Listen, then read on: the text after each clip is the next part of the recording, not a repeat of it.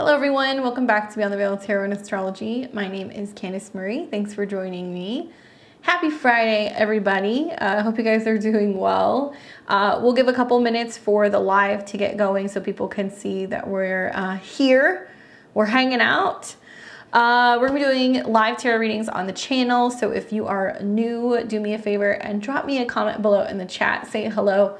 Give me a thumbs up. And if you guys want, you can share this stream to let other people know that yeah, we're doing donation-based readings. So basically there is a QR code somewhere right up here. If you scan this, it's going to take you to my PayPal. You can ask any question you want, $20 donation for one card, and it's $40 for a 3-card spread. Or you guys can also consider joining my memberships. Supporting me monthly makes it possible, especially at level 3, to get a reading every month. I know we got some people that are also already in the queue. What's up, Amazing Fruits? I got you. Hey, Jess. Hey, Ann. Hey, Paula. Hey, Madison. How's it going, guys? So we got a couple people already here. And as always, I'm just going to check in. Are there any of the level 3 members who are here that want to cash in on their reading? We've got this Friday. Hello. Yeah, this Friday and next Friday. So it's the 3rd week of the month. So if you don't cash in on it tonight, you can catch me here next week and you can get an astrology reading. And those of you guys who are new, these readings are by donation. So there's a minimum donation of $20 for a reading, and you can send that via super chat or it'll take you to my PayPal with the QR code. We also have it somewhere pinned in the comments, or I think you can also find it in the description below.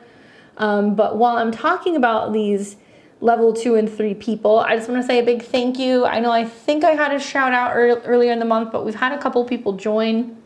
So to all of my level 2 and 3 people, Tarot Empire, Deanna MV, Catherine Murray, Claudia, Enchanted Crossroads, Jen, Sharon, Susanna, Deb, Tonya, Barbara, Penny, Steve, Paula, Angela, Willow, Emma, Susan, Taliba, Jackie, Harazed, Nancy, Jessica, and Susan. Thank you guys so much for your guys' support. I really appreciate it. What's up, Paula? I got you. I am happy to take you. I did see your donation. Did you have a particular question for me? I think you prefer being a level 3 subscriber. I appreciate it. And if you guys make a donation, just let me know. You can just let me know in the chat. If we get a number of people who kind of come in, I'll give you guys a roll call and let you know who we have. So far, I have Alana, Vanessa, Rome, Farah, and we've got Paula. What's everybody doing? What's everybody doing this weekend? How's everybody faring with the current cardinal cross that's been kind of going down? Today's a really intense day. Sun in opposition to Pluto, square the nodes. Woof.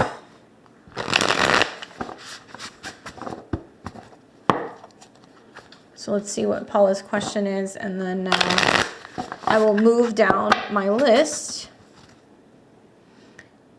Davers is here.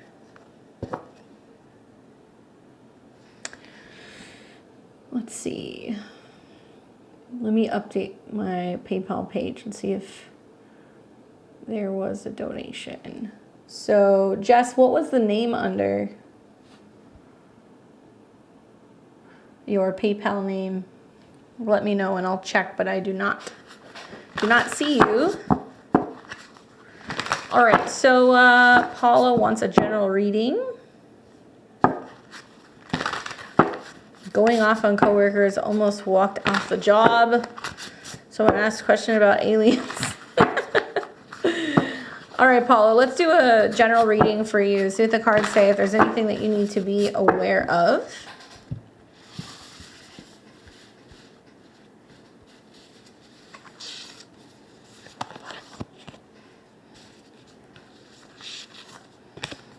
All right, so it's going to be in this order.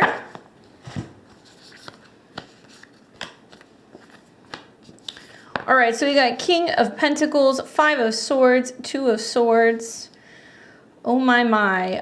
Okay, so King of Pentacles can talk about your interaction, your relationship with a boss, with a parent, with a man. Okay, so somebody who offers support, financial connection, or something revolving around your physical health or security. So when this card comes up, it's basically saying like, okay, what do you have control over right now? Pentacles can be about your resources. It can also be about grounding. This can be talking about making like slow and cautious decisions that are going to be long-standing, especially when it comes to either your career, your finances, or your health. Then we've got the Five of Swords coming up, which can be talking about conflict, challenges, upheaval, disagreements. It can also be talking about there being some sense of limitation and not feeling like somebody is hearing what you have to say. There can be a feeling also of like some pushback that's going on. And then the Two of Swords, which talks about kind of being torn between two situations and experiencing some kind of challenges with making a decision or having a chat.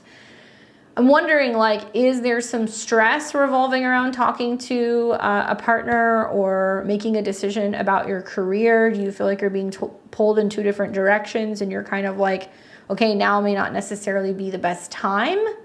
Sometimes the Five of Swords also, you know, this can be a card that comes up that talks a lot about like aggression and stress and hostility. And so maybe like in a way you're kind of feeling like, okay, you know, if I bring up some of these topics or if I kind of tackle this problem, like there's going to be a lot of pushback and, you know, is it even worth opening up that can of worms? If that's the case, it makes me kind of wonder, like, if you're going to get some situation with like a boss or with a manager that's basically telling you like, we don't have time for this, or now is not the time, or trying to kind of skate around the issue rather than just flat out talking to you about it. One thing I will say is with the Two of Swords, especially like when I have clients one-on-one, when that card comes up, if they're in a situation where they're already stressed about something or they're going back and forth about something, likely there is a situation that is inevitable. I'm not saying it inevitably has to go bad, but it's an inevitable situation that you're going to have to kind of pull the trigger and have that conversation or speak up. Intuitively, I feel like maybe you know that if you try to do this, or if you try to kind of sever the cord because you've got several swords coming up, there is this feeling that's like there's going to be somebody who's going to dismiss it, or there's never going to be a good time to have the conversation, and they may kind of skirt the issue. The confirmation card that I get is the Knight of Wands, which does make me feel like there is going to be a series of either opportunities for you to be able to either cut and run and be like, hey, this isn't working, or, you know, finally working up the courage to say something. I also think a lot of this is about not feeling like you're not heard, right? Like the King of Coins can definitely be a card that can be like a little callous sometimes and like not as understanding or emotionally checked in. So there can be a sense of feeling like, okay, even if I take some of these issues, you know, to my boss or my employer and talk to them about the reasons why I would want to leave, are they actually going to try to make a difference, or are they just going to kind of skirt the problems and be like, okay, not now, like we'll talk about this later. So it does feel like the situation or the issues are going to remain. And maybe in a way you've already made up your mind that you're planning on leaving. It's just a matter of being like, okay, when am I actually going to do it? I would also say with these swords coming up, this can be talking about kind of like the anxiety revolving around the situation, knowing that inevitably you're going to either leave or you're going to have this talk, can cause a lot of stress for you, and it can bring about situations where you feel like you're kind of like walking on eggshells, especially at work. And this is a card that does also talk about like the effect that it can have on you, like mentally or physically. Don't wait for situations to show up where you're like, okay, that's it. This is the final straw. Like now I'm actually going to kind of cut this loose. Start laying the groundwork for creating like a list, I would say, so you don't feel like you're just kind of like popping off. Start creating a list of all of the reasons why you're making the decision to go. And equally, all of the ways, right, all the steps that you're going to be taking between now and the end of the year to actually facilitate that. If you're stressed out about giving notice and the effect that it's going to have at work, you can't let that be the reason why you don't say anything. And you can't also be worried about how it's going to like impact how other people are treating you, because to me, it seems like it's going to cause more distress for you knowing that this is coming and doing it at a later date, or B, it's going to have like a negative impact on your health, right? Because these two things are working against each other.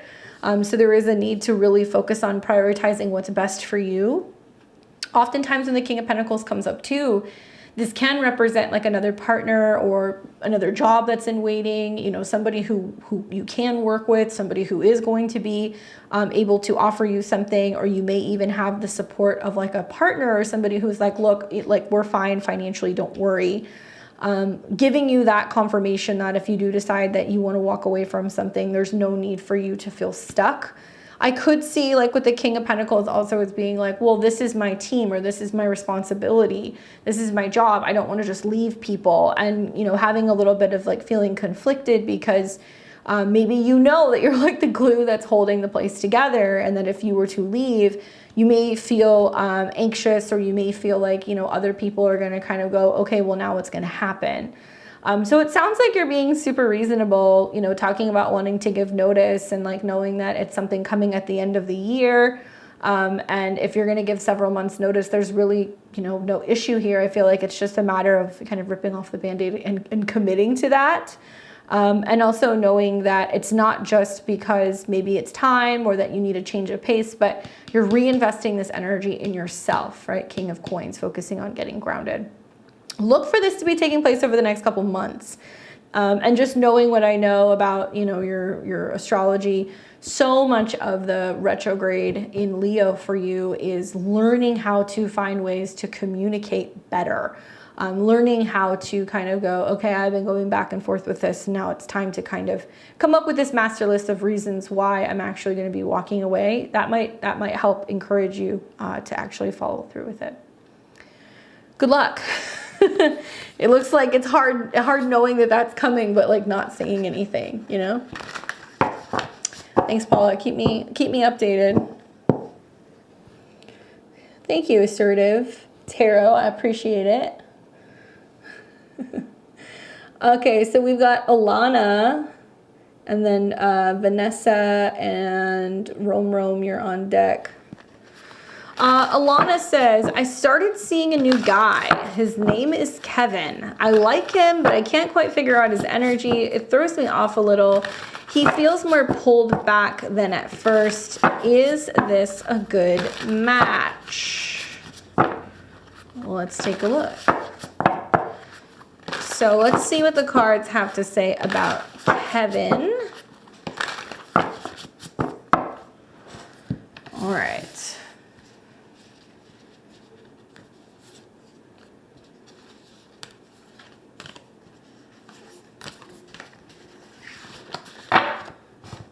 All right, in this order. So we have got Six of Cups, Two of Pentacles, Queen of Wands. I kind of feel inclined to tell you, Alana, like, you're in the driver's seat here. Like, even though there's a little bit of like, what's going on? Like, is this working out? Like, he's pulling back a little bit. I feel like you're in control.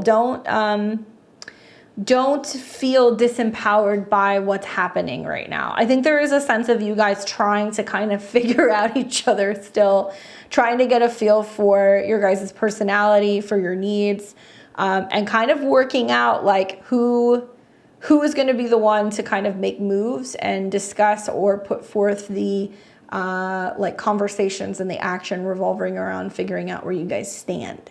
The first card that we get is the Six of Cups. So the Six of Cups talks about sweet connections, innocent connections.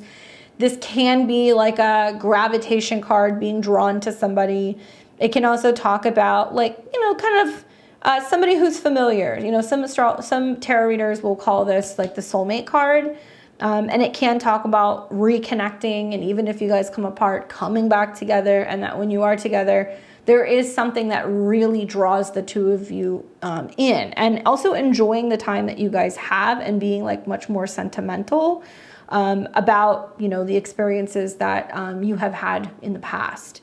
Now, in the right now position, we have the Two of Pentacles, which represents kind of like finding that balance. It can be talking about weighing your options, reevaluating, you know, a little bit of like Sometimes cat and mouse games can kind of come up with the Two of Pentacles. But this is about making choices. So it does say that it's kind of hit a point in your guys' relationship dynamic where you guys are going to start making decisions that's like, okay, you know, are we going to see if this is actually going to be something, or are we going to kind of cut each other loose? With the Six of Cups being in the previous position, though, I feel inclined to tell you that there is a really strong emotional or soul connection. So it's not something that's just like, okay, you know what, I'm kind of bored, I'll see you later. It's kind of going, well, I feel like if we go into this, it could really be something. And like maybe there can be a little bit of like hesitation because he knows that the connection is so strong, or that there is such a sense of like really being able to maybe be seen by you. Two of Pentacles can also talk about like the timeline of 2 months. So kind of being like, okay, we're going to give it a month or two. We're going to see what happens. Obviously, you know, Venus is about to go retrograde. That retrograde is going to begin tomorrow. So there can be a sense of like people feeling that they're not getting what they need in relationships, or not feeling fulfilled, or not feeling like loved enough, or enough affection or appreciation. And we've been in the shadow for like a month now. So since about, right around like mid-June, that's when we started seeing the shadow that came in. So there's a lot of like relationship rehardwiring that's going on. For some people, if things have been slow, the retrograde can be a reversal and suddenly things can speed up. And for people who have been like not really sure if they want something, by the end of the summer, they can figure out what they need. So it's interesting that this says like give it 2 months, because that's a perfect working time. It can also talk about just being busy with life, like being in a situation where he's trying to juggle work and other responsibilities on top of connecting with you. You're coming up in this as the Queen of Wands. And so this does talk about confidence and your willingness to kind of show up and be there. She is an active queen, so it can be somebody who on one hand can be trying to initiate coming together, having fun, being able to, you know, focus on your guys' physical connection and your passion. But this can also be somebody who's like, if you're not showing up, like I'm going to keep it moving. She's very confident. She's not kind of passive sometimes like the Queen of Cups, and she's not as harsh as the Queen of Swords. So I think it's a matter of encouraging him and being like, look, when are you free? Like, let's get together. Like, let's keep this thing going so we can see what could potentially be in the future. And also really knowing confidently that it's not a matter of whether or not he's in it. I think it's a matter of whether or not he feels like things could progress very quickly, or there could be almost it being freakishly too good to be true. And he may be kind of like, okay, like I really want to pump the brakes on this and see what happens, or I don't want to completely jump all in right now and lose myself in this dynamic. You showing up and being authentic and being yourself and really focusing on what you have to bring to the table is all you need to do. Give it the time, I think, of the next like month or two to see what happens. But I love that the Six of Cups comes up because it talks about you guys continually coming together.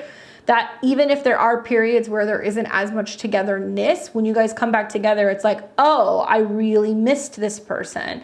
And like needing that reminder to kind of realize that, you know, this is a really strong physical and emotional connection. You have both fire and water working in your favor. You're in charge with that one, my dear. So let us know what happens. Thanks, Anne. Thank you, Jessica. I appreciate it. I got you. Thanks, MJ. Happy Friday. We've got Vanessa and Rome. And who else do we have here? Amazing Fruits, Michelle, Miss Thompson. All right, cool. So let's talk about Vanessa. Vanessa says, hi, smiley face. Wanted to check in on my daughter. She's a Capricorn Sun, Aquarius Moon. Lately, trying to parent has become challenging. She is not mindful of me as her mom, adult, or when I set rules, we clash so bad. What approach can I take with her? I'm not strict with her. Do I need to be, or should I be more relaxed? Approach her when she does something wrong. She expects certain privileges, etc. Also, can you tell me how she views me and what she would like our relationship to be? I just want peace with her. You got it. Before we even really get into that, I remember she's got that stellium of planets in Capricorn in the late degrees, and essentially the North and the South node right now are squaring Pluto. So Pluto is going through her first house conjunct those planets, which means she is kind of letting out all the toxic goodness, right? There can be a sense of her going through a crisis in how she expresses herself or how she kind of relates to other people. Definitely, I think a lot of this can also be with the squares that are going on for you. You have a lot of planets in Cancer and Libra as well. So this intensity is going to hang around for a little bit. It's going to be here until about August. Then we're going to see it kind of pipe down, and Pluto will kind of go in and out of Capricorn, you know, into next year. So this is a process that she's working through. In this order, in regards to your relationship with your daughter, 3 of Wands, the Emperor, and the 9 of Pentacles. I'm wondering, like, where is her dad in this? I know that you guys kind of go back and forth a little bit, but sometimes the Emperor card can be talking about a father figure. Sometimes it can be talking about taking like a stronger, more kind of like authority type of approach. The challenge here is that, you know, Capricorn in general is one of the signs that deals with power and control. Pluto going through there, they don't want to let that control go, right? So it doesn't matter if it's like a 17-year-old or it's somebody who's like 58.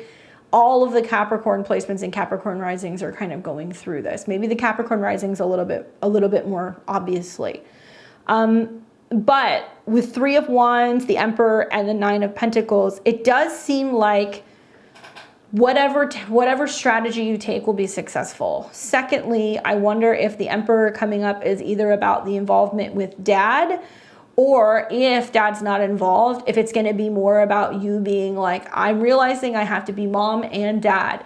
If I am too lenient and too giving and too generous and I let things slide, then she's not going to listen, and it's all that much harder to be able to kind of like crack the whip and get her to be receptive of you, you know, kind of being like, these are the rules, you need to follow them. So it's about bringing in more of that, okay, if you want respect, you have to give respect. If you want to be treated like an adult, you need to act like one.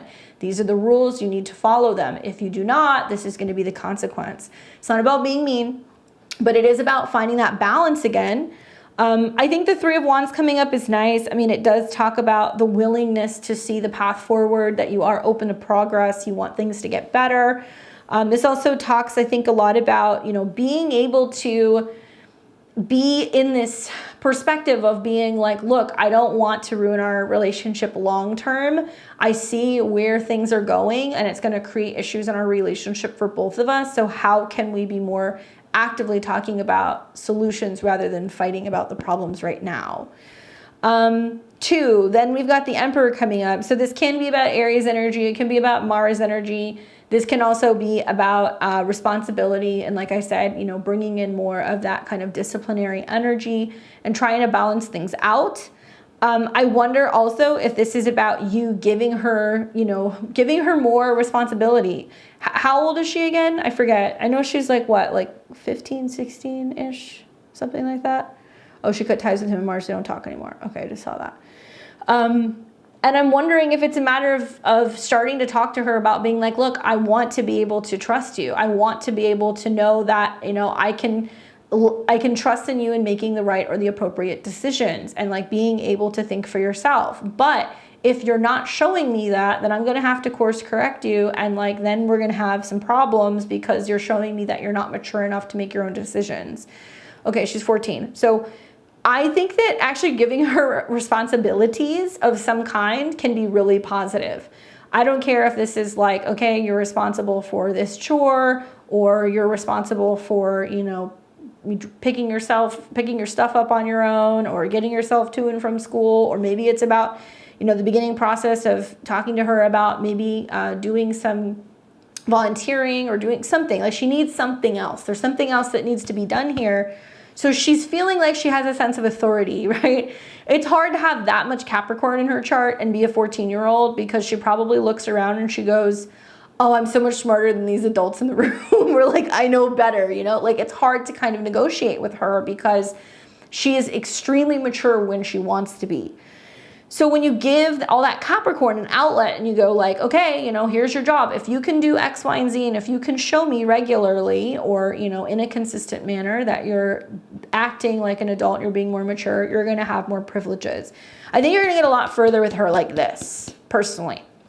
And then the 9 of Pentacles comes up, which also makes me wonder if there is going to be something involving some incentive. So maybe it's like you say to her, look, I would really love to go and do something fun for your birthday this year. It's July or about 6 months away from that. I would love to be able to maybe do like a short vacation away. Let's actively be working on our relationship. And maybe, you know, every week that you do X, Y, and Z, I'm going to put a couple dollars in a jar and that's going to be towards our vacation fund. And like try to create some incentive for where when both of you guys are working together, you actually can have a much more productive home, not just a better relationship, but you're actually teaching her the value of like working hard and like teamwork, and that it can benefit her. Because the 9 of Pentacles is about indulgence. This can also be issues coming up revolving around her indulgences and things that she wants to do that she feels like she has the right to do. I'm going to go out on a limb here, but you know, it's kind of weird that indulgences or her preferences or her spoiling herself or giving herself the things that she wants is coming up with the Emperor. Because generally the Emperor is going to be like, you're going to follow the rules or you're out of the kingdom. And then we've got the 9 of Coins that's like enjoying all of the riches. So it's also about teaching her, like, I'm not your enemy. Like, I'm your mom, first and foremost, but I'm also your friend. And for us to be able to get along and have a relationship and respect each other, we got to work together. And when you're working well with me and you're being respectful of me, you're going to enjoy life more. And you're going to have a lot more freedom to do the things that you want. But still, I feel like it's about incentive, creating some incentive to be like, if you can be respectful, I'm going to be more lenient with you. But if you're not being respectful, not just of me, but what I'm asking of you, then you're not going to be able to have as much freedom as you want.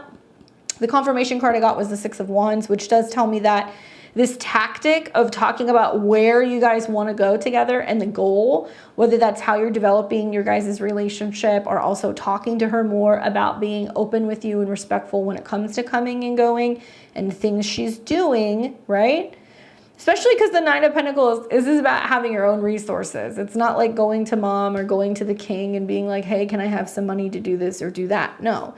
This is about being like, if you want to continue benefiting from this relationship and benefiting from me because you have, you know, a comfortable home, I make sure you're taken care of, you have the things that you need. If you want to continue to have those things, then you need to be, you know, being respectful, and this is only going to benefit the both of us. So yeah, you're gonna have to implement a little bit more. I do feel like with the Emperor coming up, when you're asking, you know, how does she view you? These are not negative, these are not negative cards. I do feel like this is basically her realizing that it's just you.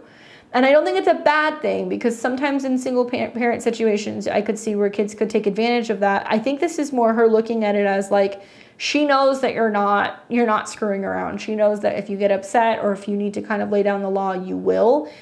She does respect you, because the Emperor can definitely be about respect. And I feel like as long as she realizes that, you know, you're not her enemy, that you're wanting to establish a better relationship with her so you guys can both thrive, it's like a switch is going to be flipped. So encourage her and empower her to be more respectful, more responsible, and show her all of the ways where, you know, you're going to be even more lenient and easygoing as long as she's actually doing that, and focus on the things that you guys can be having for goals at the end of this year. Even if it's something simple, like you guys live in LA. What if it's like you say to her, hey, you know, let's go to San Diego for your birthday. You know, create that incentive so you guys are going to be working towards developing that relationship, sweetening that relationship, communicating better. So she knows that the more that you guys are doing that, the more likely down the road, you're both going to benefit from the relationship improving, right? I say that because the 3 of Wands is talking about where you're going. Good luck. Good luck. Those kids, those Pluto transits right now are wild. We've got Rome. And those of you guys who are just tuning in, if you want to get a reading, scan the QR code. You can make a donation for 1 or 3 cards.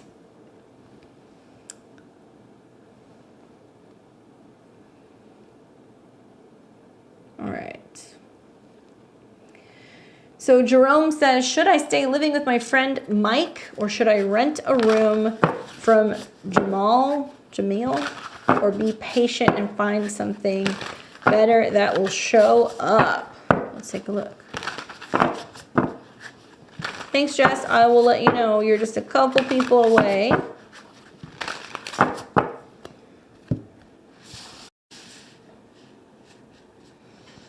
All right, so this is for Rome.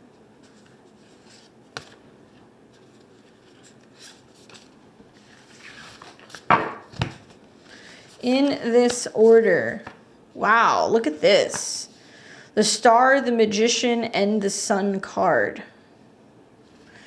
Okay, so interesting. So what's the deal? Like, did your other friend, Jamil, I don't know if I'm pronouncing this the right way, did he come in and like offer you like an opportunity? Is he like, hey dude, like I can help you, or if you need something, you know, let me know? Because the Star card can be about a friend popping in and being like, you know, this is what I can do to help your situation. You know, how can I make this better? You have my support. It can also be talking about like a group situation. So it can be more than one person. This might be an indication that down the road, ultimately what you're going to see happening is that there's probably going to be several people that have a space that are going to be like, hey, we've got a room open if you want to do that. And it might be more cost effective. You got 3 major arcanas popping up, okay? Star card, Magician, and the Sun. So for me, it kind of feels like you're asking, you know, do I stay with Mike? Do I rent a room? Or, you know, do I wait for something better to show up? To me, it looks like if you stay where you're at, I personally think that there is going to be opportunities that are going to keep coming to help you get out of that situation. And the Star card is saying at the very least, it's a place where at least you have a place to kind of, you know, rest, recover, and heal, even though you may feel like, okay, it's time for me to move on to the next thing. I'm kind of curious about the situation with Jamal that's offered you a place to stay, because the Magician card coming up is saying like, it's at least a new opportunity. Potentially it could be something that could shift into something else. It could develop into, you know, something that could be more permanent down the road. I do feel like it's an opportunity. This is a card that talks about manifesting. So if you've been really sitting thinking about, okay, I need a way out, you can take it. And then we've got the Sun card, which is also saying like by the end of summer, you're going to have something that's going to, you know, basically show itself to you and make you realize like, okay, this is what I really want to do. He asked me if I want to rent a room, which is cool, but I just am looking for a place that's quite, yeah. So personally, if you end up doing this with the second person who asked you, it's not necessarily a bad move, because it feels like it would be giving you something that would be temporary. And I know that you want your own space. I got that. But what you're going to be experiencing, I think, with some of your Saturn Moon aspects is, regardless of where you go, it is going to be harder to find something on your own or something that's going to potentially give you peace and quiet. So if you feel like he's somebody who can give you like a change of space and a change of pace, I don't think it's a bad move. And as long as it's not something that you're locked into, like you might want to ask him and be like, okay, is it cool? You know, is this something that you're open to doing for 6 months? Or, you know, can we do a trial basis? Because I have a feeling intuitively that if you just get to something that's going to get you through, and if you're able to save resources, you're going to find that there's going to be some major changes within your professional life come the end of the year that's going to allow you to like have more of what you want, right? Versus probably feeling a little bit tighter financially trying to swing this right now. This also tells me like energetically it could be a nice shift for you, because even though I know you want to spend time on your own, like you're going to have a space where at least you're going to have a better support system. The Magician is basically saying somebody who can inspire you, who can come in and also encourage you to like be more active when it comes to making things happen. So it's a very different dynamic than being with the Star card, where you've been, maybe you have felt like a little isolated and you've been in kind of like healing mode. When you get into this other space, it's going to be somebody who's going to want to interact and socialize and like have you be a part of their life. The star card coming up does tell me that regardless of what happens right now, what decision you choose, likely you're going to find that you're going to be pleased with the results. You're going to be happy. And none of these cards are like definitive. That's what's even more interesting. You know, the star card can basically be saying, okay, you have already kind of served your purpose being where you've been. The magician is saying anything is possible. You're going to keep manifesting different, you know, options. So if you do decide to hold out and wait, I would say sometime in like the later part of August, you might find something. You can get very discouraged right now with planets in opposition to your moon or your Saturn transit. And you can also feel very disappointed also during the Mercury retrograde. There can be a sense of being like, oh, you know, there's just so many delays. So if you are trying to move, there can be some delays with the whole process of like fully moving into something. So this offer that he's giving you might be time, you know, there might be time, like a time specific. So if he's currently looking for a roommate, have that conversation with him now, because you may find come about a month from now when you have that retrograde going on, it may be harder for you to secure that space. And it's generally a pretty significant thing when you have 3 major arcana cards coming up, because it's saying regardless of what you do, all of the energies right now are beginning to shift. And I personally feel like it's a good idea for you to leave where you're living, because the star card coming up in the past position is like, it's been good for what you needed, but now it's time to move on to like the next goal. Like now it's time to move on to the next big thing that you're supposed to be participating in. The confirmation card that I get is the Page of Coins. So is there going to be another offer? Because you said, should I be patient and keep waiting for something else to show up? Something else will show up. Look for this right at the end of summer. So if you're not sold on either one of these right now, you can wait. That is fine. But know that I think this situation that you're being offered right now is definitely going to be there's going to be a time window that you're dealing with. Yeah, I feel that. And I don't want to move during the retrograde. Yeah. And because Mercury rules your 3rd house. So my advice with that being is you don't want to do it when like Mercury is in opposition to Saturn, or when Mercury is going retrograde in your 6th, because you might realize you get into a place and it's not what you thought, or that person's habits are not great that you're living with. So yeah, you can hold out, but it's definitely time to leave. You will not, I don't think you're going to be staying where you're staying. I think that you're going to take the chance with this guy, and if you live with him, it will be temporary. And if you decide to wait, then you're going to be making a move sometime at the end of the summer, and you're really focusing on getting into a space that also is going to be conducive for you creating a lifestyle change, a career change. Because the Sun card is talking about where there's like, you know, the sun comes out after kind of going on an upward, you know, an uphill battle where you've been feeling like you've been hitting a wall. It is likely that, you know, you need a space that's going to be conducive to coming and going from work, developing a routine, focusing on yourself. So you need to be in an environment where you're going to be given that, okay? Hopefully that's helpful, sending you lots of good vibes. But I mean, regardless of what you do, these 3 cards are very positive. It's saying that you know that the tide is kind of turning. No worries, Miss MJ. We will miss you, and I will do your reading, don't worry. All right, so we're gonna leave the queue open for maybe like another 2 minutes. All right, so we've got Amazing Fruits, who I saw earlier. Let's see, what was your question? Why am I not seeing her? Amazing Fruits. Do you have a specific question? No, you're asking a question about timing. There she is. When will I receive a video editing job offer? The company I'm expecting from is called Mind Valley, but there have been delays in the process. Okay. Is that meditation company? Why do I feel like I've heard that before? Let's take a look. You're welcome, Rom Rom.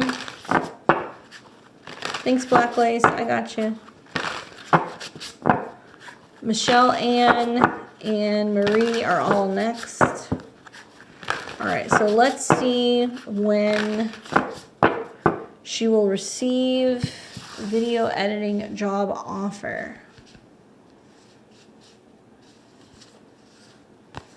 Ooh, nice card to pull. All right, so we got 9 of Pentacles, which is interesting because this particular card deals with Mercury in Virgo, and Mercury is about to go into Virgo pretty soon. Let me give you a date that I would watch for. So Mercury is going to go into Virgo on the 29th, okay? And Mercury is going to come into an opposition with Saturn, so likely after the 3rd of August. And I'm kind of feeling like sometime around August 8th.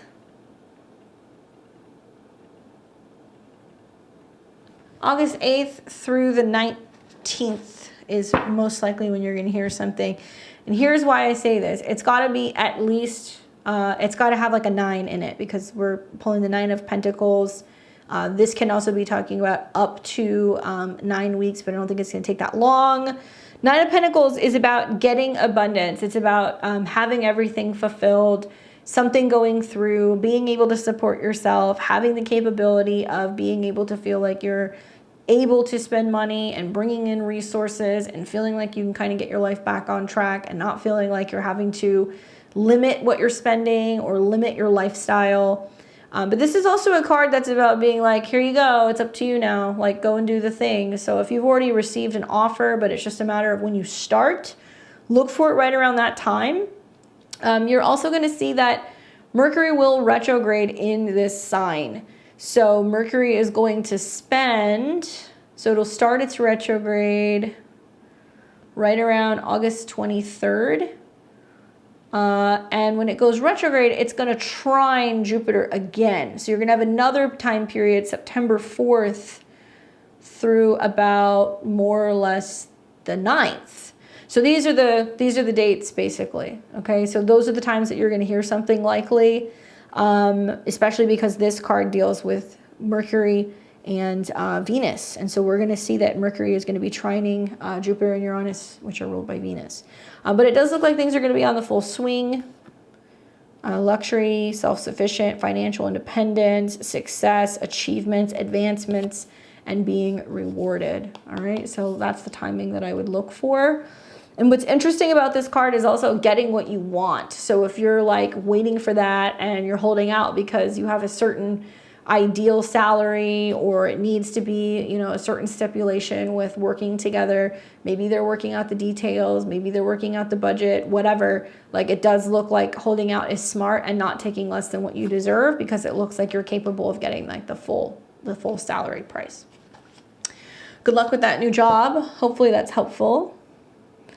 All right, so who else do we have? We have Michelle, Ann, and Maria. There is 2 minutes left. So if you guys want to jump in, jump in. Michelle wants 3 cards. Was there a particular question that you had? I didn't see. If you guys are making the donation, please put your question in the memo. Michelle. I'm not seeing it anywhere. Are you here?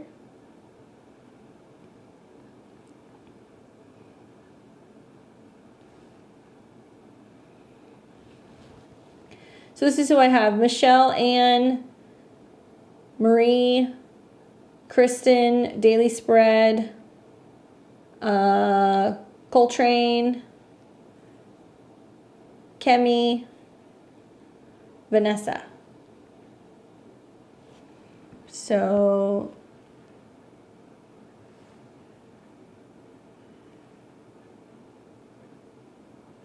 Jess did 1 for 3.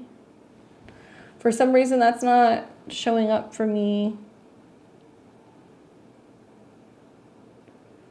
Jess, did I call one of your names? Sorry, guys. If it's not in the PayPal, I don't see it.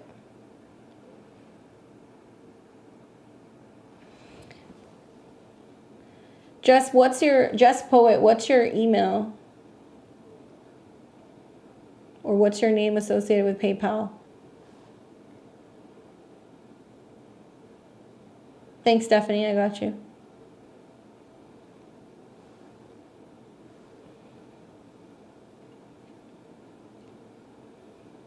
Make sure that your transaction went through because it may not have gone through.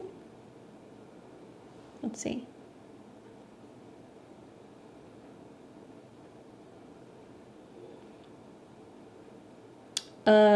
Is it Edmonds? Oh, okay. There's no, I see you, but there's no question. So let me know what your question is, please. I got you.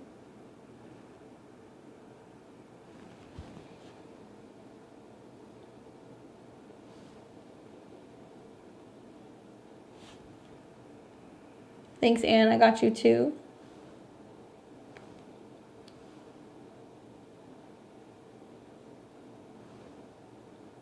Yeah, I've got you, Jess. Don't worry. I just need your question. There's no question here.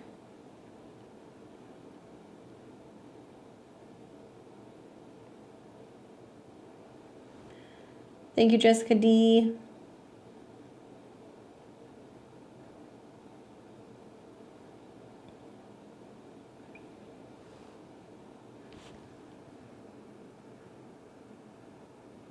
Okay. So Jess wants to know, my daughter is coming, I'm assuming to visit. Is it trouble for my son? All right, let's take a look.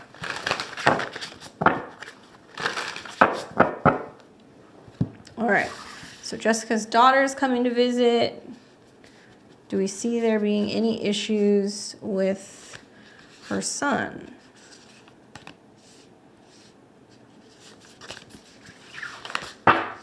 In this order, the Lovers, the Two of Wands, the Three of Swords. Oof.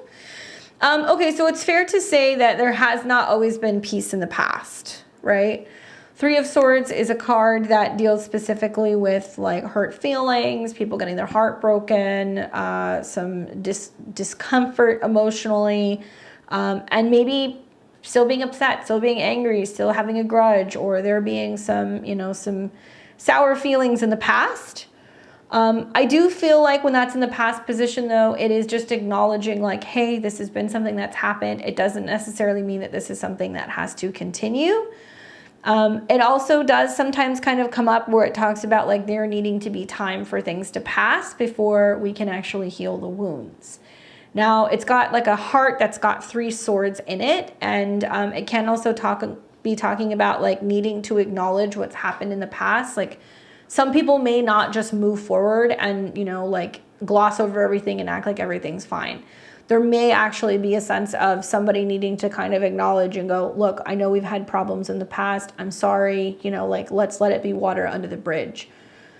The Two of Wands is an interesting card because in the right now position, it's saying anything is possible. It looks like if they both know that they're going to be there, or one of the two knows that the other one is going to, be around, they're at least optimistic and they're open to coming. And it does also seem like it's opening the door for the potential of being able to create change in the future. So being open, being willing, being optimistic. This isn't like somebody coming in with hard feelings and like, being grouchy and already complaining about, seeing their sibling and, wanting to kind of start a ruckus. Like that's not happening right now. And if the other one doesn't know that the other one is visiting, you can open the door and basically be like, hey, why don't you come by? So-and-so is going to be here, and like create that environment that's open and welcoming. This also means that it's a good idea to be very upfront and forthcoming with both parties, that you're not getting involved, that you're like, I just want to create that space where I can visit with you. And if you guys happen to kind of be in the same space, I just hope that, this can open the door to possibly trying to reconnect and reestablish a relationship. So it's about being open and anything is possible. And then the Lovers card comes up, which is interesting. So this can talk about like two people coming together, reuniting, seeing the role that they both played and what's kind of gone on in the past, being able to show a lot of like appreciation, there being harmony, balance, and unity. And this is a really good card to be coming up. So it does make me feel like you're not having to nudge the situation. Just being the person who's either hosting or being the person who is, inviting people over and wanting to spend time with both of them. That's all you have to do. Give them the space to be able to reconnect, and likely somebody is going to acknowledge what has happened in the past. There's not really need to talk about it, but acknowledging it and finding a way to be able to kind of reconnect. To me, this kind of seems like, casual conversation. Okay, how have you been? Okay, great. And just letting that be, and that just both of them being in the same space at first is going to be a big improvement. I also feel like you may be surprised that one of them is welcoming the other person with open arms, right? Because you see with the Lovers card, they're embracing each other, they're hugging each other. There is a sense of being really happy about reconnecting and like feeling like that person is in their life again. So one might say, stand up, give me a hug. It's nice to see you, and like just try to smooth things over. And it may surprise you how willing they are to possibly be more focused on where they're going in the future and whether or not they can, build their relationship back rather than kind of reminiscing and hashing up the past. So to me, this looks really positive, and it is very likely that you're going to see them be able to kind of reconnect, right? And good on you for hosting them, but I don't think you're going to see a squabble with this spread. So good luck. Thank you for your patience. I appreciate we found you. All right, so we have got amazing fruits. I've got you here.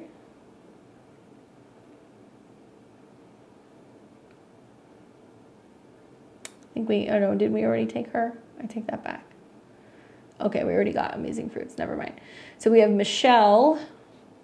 All right, now I can scan back to these comments. Michelle. What is the outcome in my relationship with Edgar? We are definitely going through major struggles. He's a Leo sun, Libra rising. I am a Libra sun, Cancer rising. Ooh, girl. So you got Pluto, square the nodes in your 7th house. Venus retrograde is really going to affect a Libra rising because they're ruled by Venus. And remember that for them, when Venus is retrograde, they are not always as harmonious, right? Or they're feeling a little disgruntled, or they're changing their relationships. Venus rules their 8th house. And he's a Leo sun. So it's kind of like doubly. You're going to find that the Venus retrograde in his 11th house is going to be about reevaluating his goals in relationships and friendships, maybe spending some time with his friends, reconnecting a little bit. And for you being a Cancer rising, like I said, Pluto's in your 7th, the nodes are squaring. But you're a Libra too, so this is affecting you as well, right? It definitely affects you. Venus rules your 4th house. Venus rules your 11th house.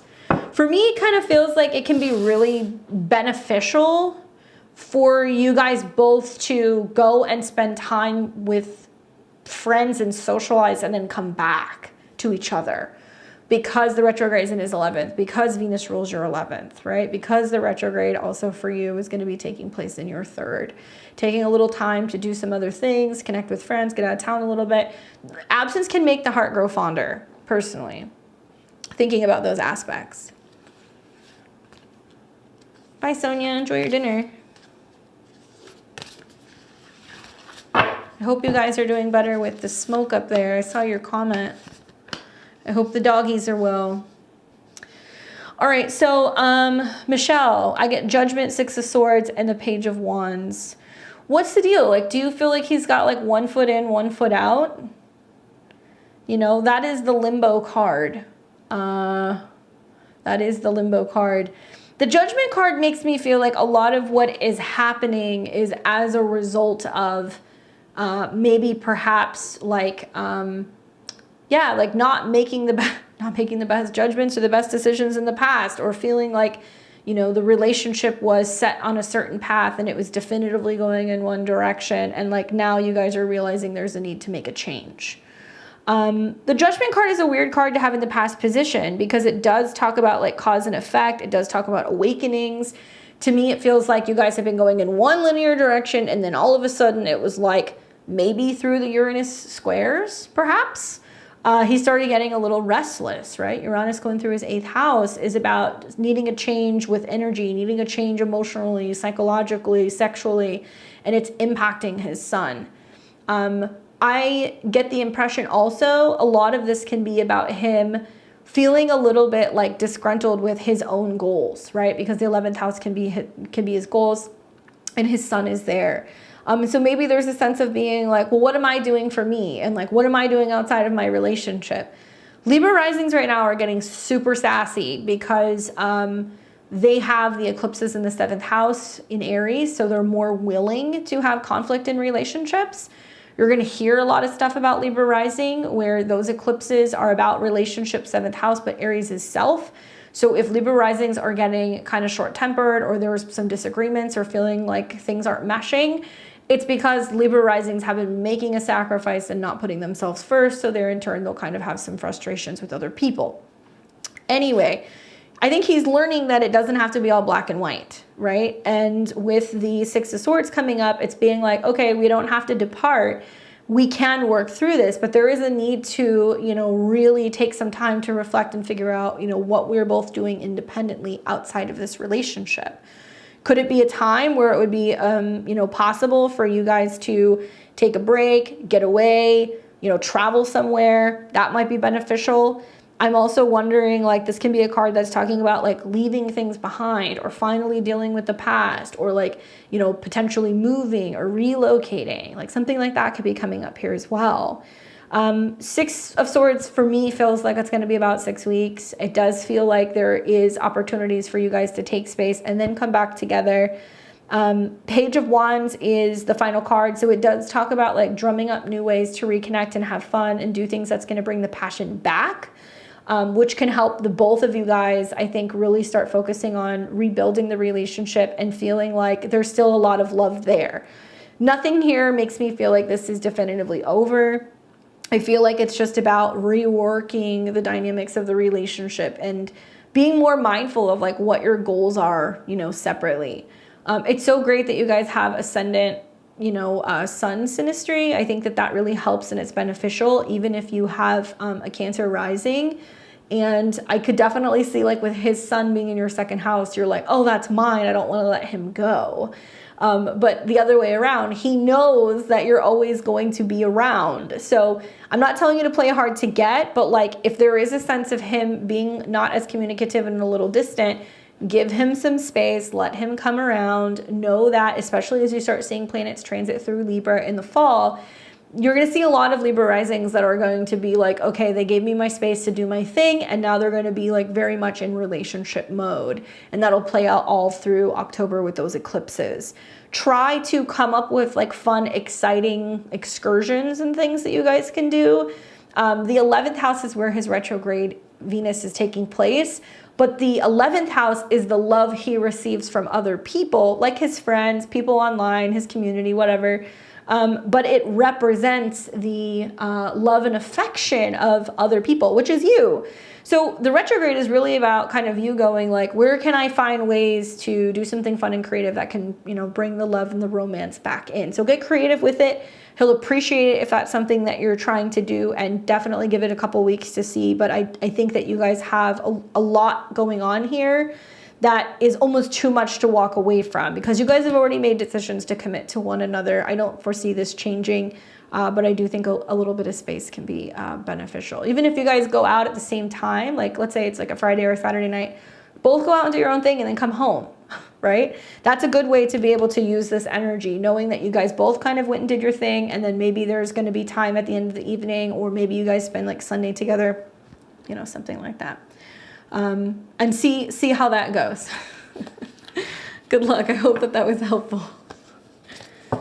I've got Anne, Marie, Kristen, and then the daily spread up next.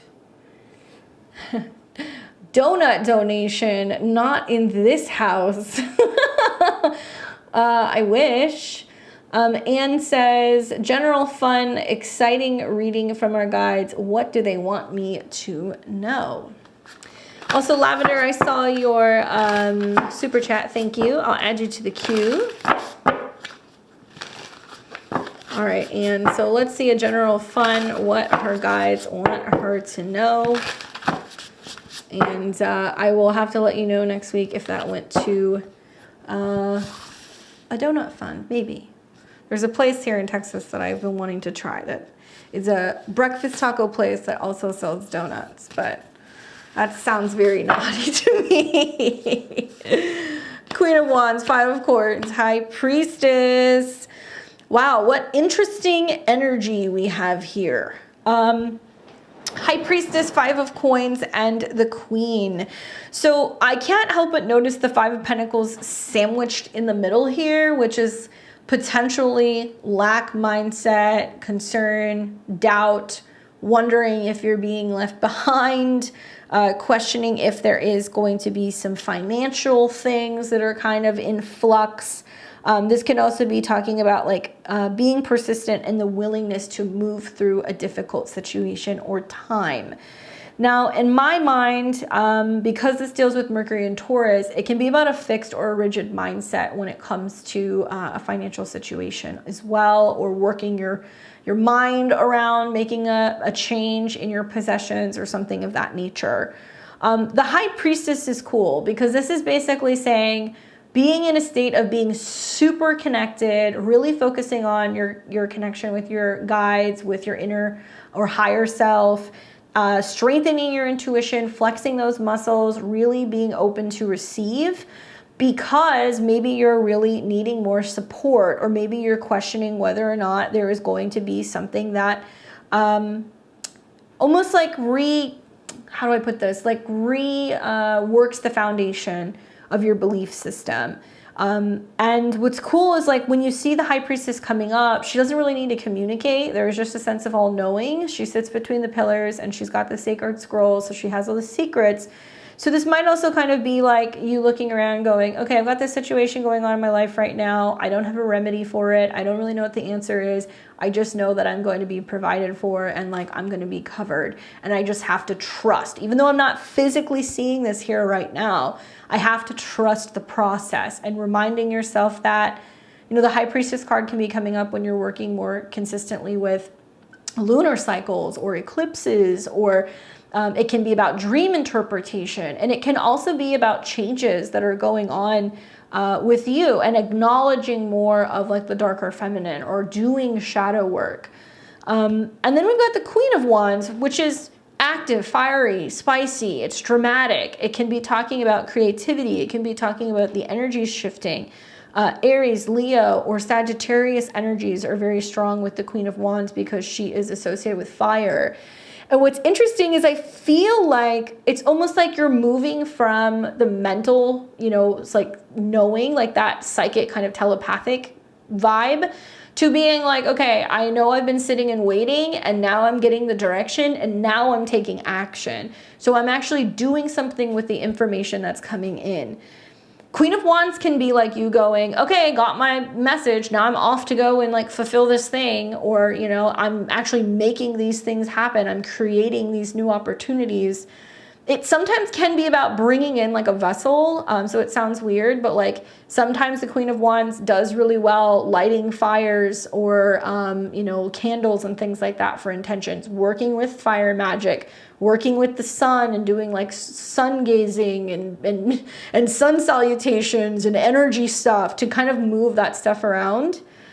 She's very confident. That's the other thing that I like, where you're going from, you know, quiet knowing to, you know, loud explanations, and like going and telling people exactly what you're working on, and like seeing that you're pulling yourself out of a situation where maybe you've had a little bit of doubt, and now you're kind of realizing that the more that you're listening to that inner voice, and not just listening, but doing something with some of these directions, you're actually going to see a lot of things that are going to positively shift, bringing you more opportunity for fun, creativity, self-expression, potentially even romance. I mean, the Queen of Wands can definitely be somebody who can drum up a lot of attention. This is specifically connected to Aries. So intuitively, I kind of feel like you may want to look at where Aries is in your chart. You know, the North Node is there right now. Venus is trying that right now. Even in spite of the Venus retrograde, Venus will be trining the North Node for some time. We're also going to see Mercury this next week. When Venus retrogrades, it's going to conjunct Mercury and trine the North Node. So it's like a sense of being like, okay, you know, now I know what I'm supposed to be doing, and I'm going to, you know, put forth the action, the love, the intention into it. And what I like about this is that you're really shifting from, like I said, the more emotional, psychic, intuitive to the action. So you're going to start realizing that you can trust the messages that are coming in. You can trust yourself. You're definitely not crazy. Cool. Sun and Aries in the 4th. So you have a Capricorn rising. So also what's cool is the High Priestess deals with the moon. So does the 4th house. Even if it's Aries, so is the 4th house. So maybe start paying attention to when the moon is going through Aries as it's coming into connection with your sun, because that's like a reseeding, right? Every single month, and the sun and the moon conjunction is like when you really need to be mindful of your own intentions and taking that space to yourself. But as the moon goes through Aries, it's going to hit your sun, it's then going to hit Chiron, and then it's going to hit the North Node. So that's when you're doing your self-nurturing, you're actively doing your, you know, meditation work, you're actively focusing on taking care of your house and like moving things around and lighting your intention candles and using your bells and all your stuff, because you're claiming your space, right? So now it makes sense why this is coming up, and realizing that you have everything that you need. It is readily available for you. It's about moving out of lack mindset, which Mercury and Taurus can get stuck in sometimes. But I'm excited to see what manifests for you, and also what changes you're making in your home, right? And you got Jupiter and Uranus that's moving into your whole sign 5th. So that's a lot of like creative expression and having fun and doing things within the home base that can be extremely fulfilling. Good spread there. I appreciate your your feedback. It's definitely helpful. I'm excited to see what happens for you. Thank you, Anne. We've got Maria, excuse me. Maria. Okay, so should I invest in investment property or rent before I return back to grad school? Virgo ascendant, Sag sun, Virgo moon. So interesting that you're asking about living situation stuff, because, well, you're going to have a retrograde over your moon in the 10th house. Okay, so let's take a look. So should she invest in investment property or rent before returning back to grad school? I would also say intuitively, part of it might be about where you're going to grad school. Not that that matters, but Jupiter rules your 4th house. And next year, Jupiter and Uranus are going to be in conjunction with each other in your 9th. Okay? Just food for thought. So it means that you're going to be more so likely to either really enjoy, or maybe want to stay, or maybe even like, you know, really like ultimately wherever that school is. You're supposed to be living closer to there. All right, 7 of Cups, 3 of Wands, and the 8 of Wands. So personally, the 7 of Cups is an interesting card right now, because it does say that there's like so many options on the table, so many opportunities. There's so many things that you could be considering. Could it be this? Could it be this? Could it be this? Like, you can get overwhelmed very easily with all of the various potentials, right? Specifically, this card says choices, clouded judgment, too many options, opportunities, wishful thinking, disarray, indecision, searching for purpose. So it's basically like, okay, here's all the options. I'm going to put them on the table.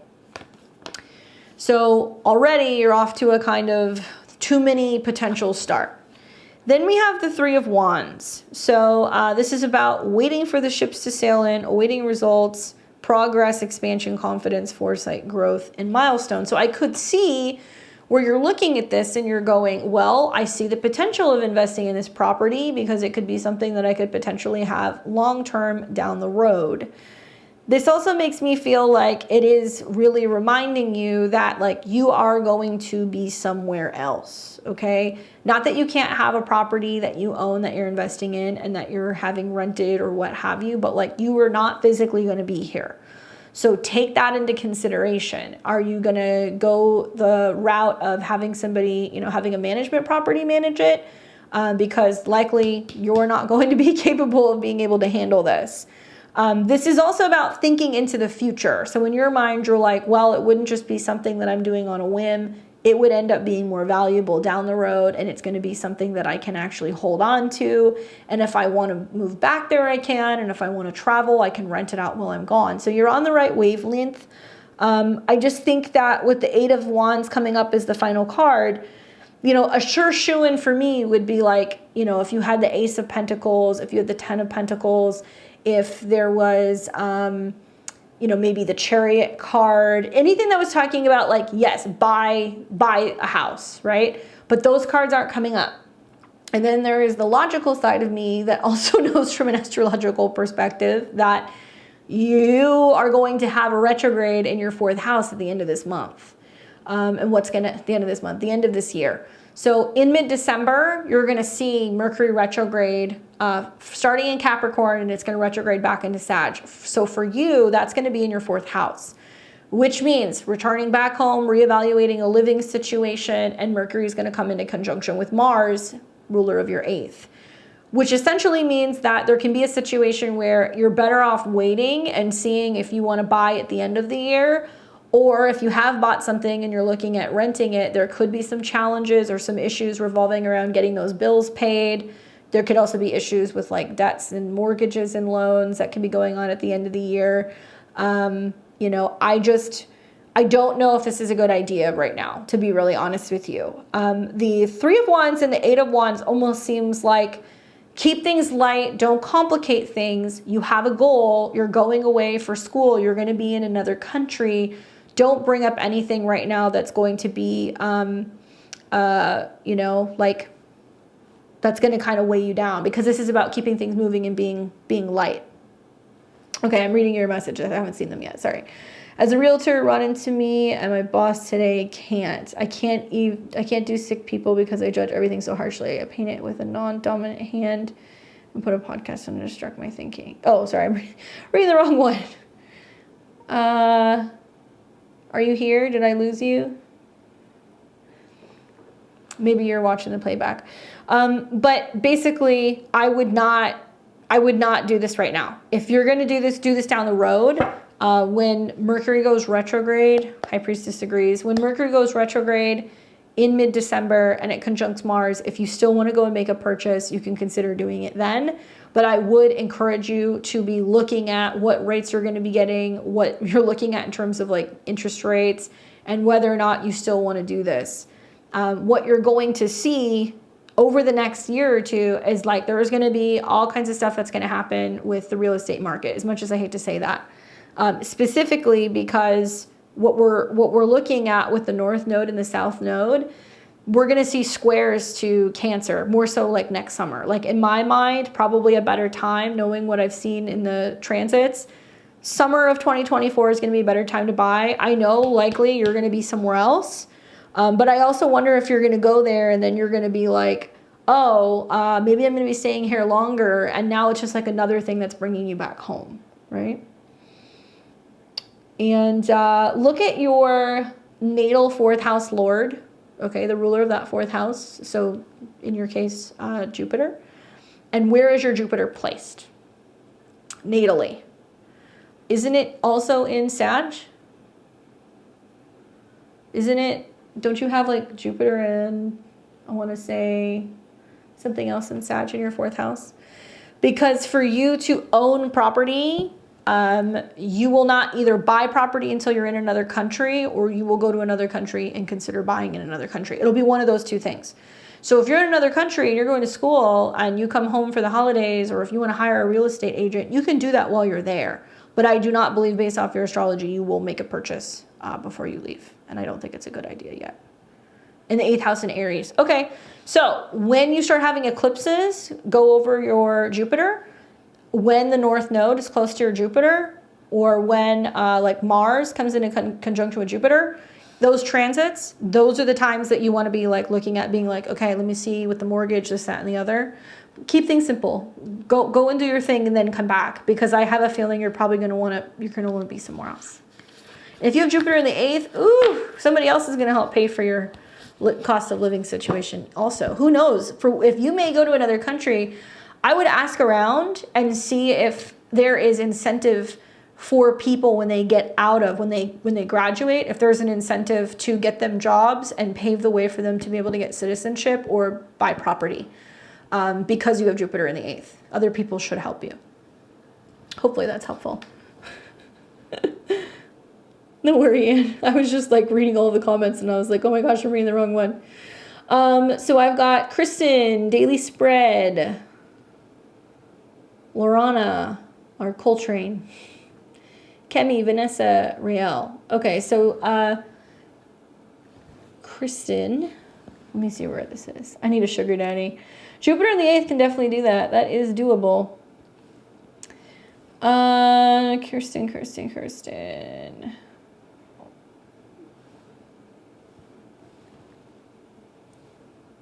Where is she? You still here, Kristen? Black laces. I need a sugar daddy too. Okay, Kristen, let me know your question. And let's see, Daily Spread. Where is she?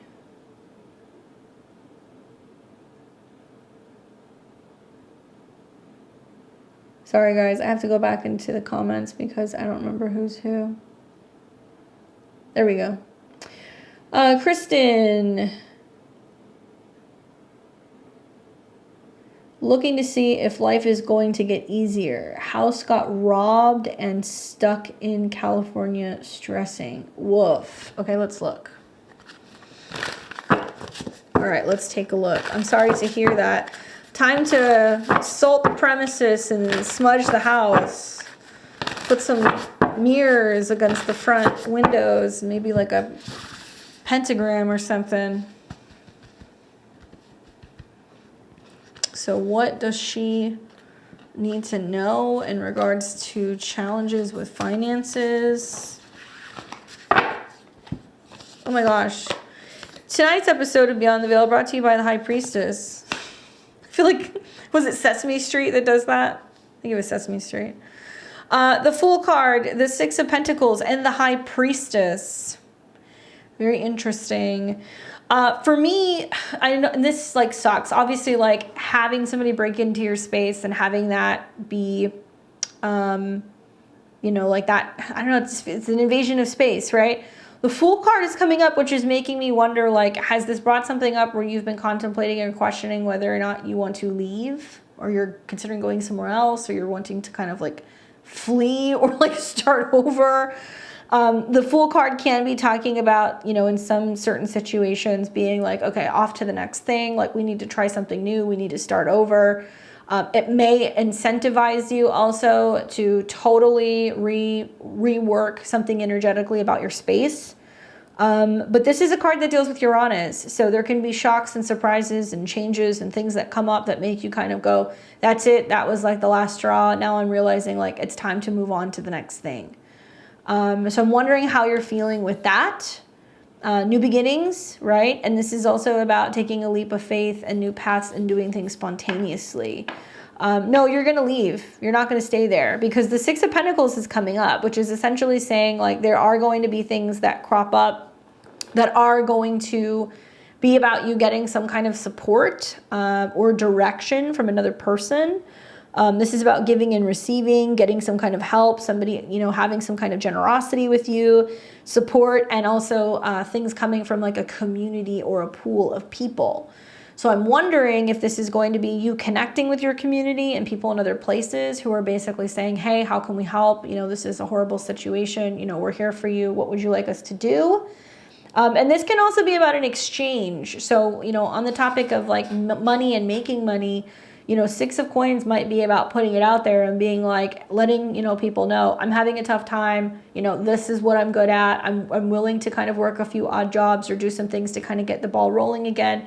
So I'm making extra money and making it possible for me to make a change. This is also about accepting support. So you got to put it out there in order to accept it, right? It's about give and take. So when this card's coming up and you're resistant to doing these things, it's reminding you that part of getting out of this particular hole right now is allowing other people to step in and say, what do you need? How can I help? High Priestess coming up. So this is also saying an internal knowing. Perhaps maybe this is like reminding yourself like, okay, this too shall pass. I definitely think that this is also going to be about you going in a direction where you're really listening to your intuition. You're doing a lot of work revolving around knowing when to make changes and doing it before certain things happen.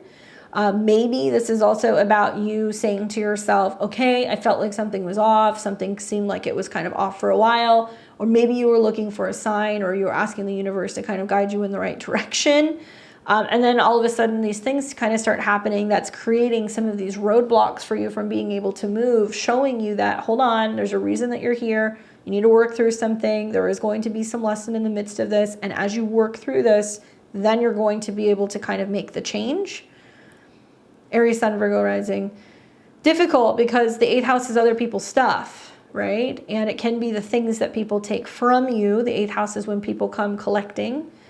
So if you have your sun there, unfortunately, it can be things that people take that send you into a bit of a spiral.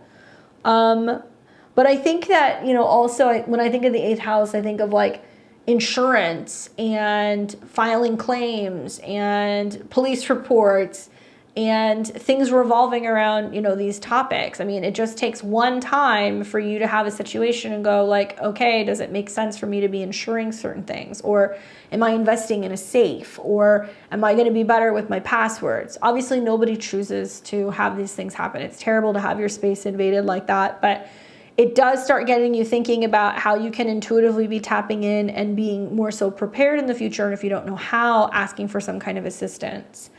I do think with the 6 of coins, though, you are looking at getting some kind of support. So I think it's about putting it out there and letting people know that you're willing to do this, that, and the other, because it does talk about a community of people who would be willing to help you if you really kind of put yourself out there.